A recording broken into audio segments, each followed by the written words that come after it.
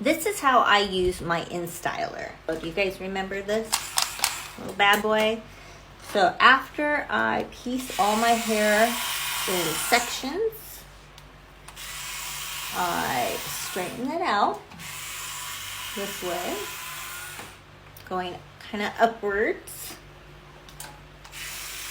Do that all over. And then I take this layer down and I'll do the same thing.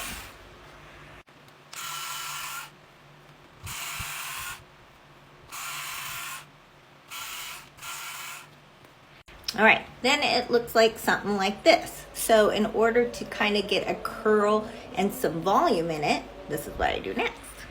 So what I like to do is just grab a little piece and I really curl it up in there, like so.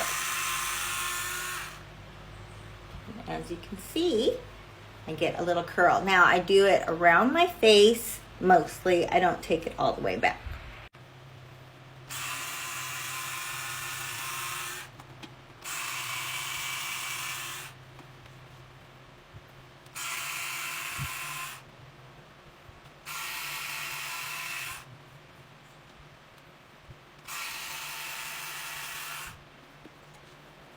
The trick is to take small sections when you're doing the curly part.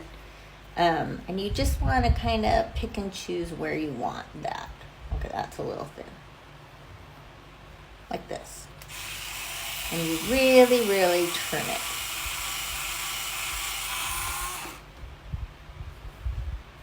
Now we're talking. All right, and here is the finished hair look.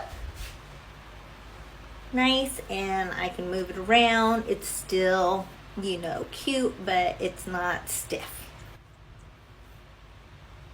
All right, bye guys.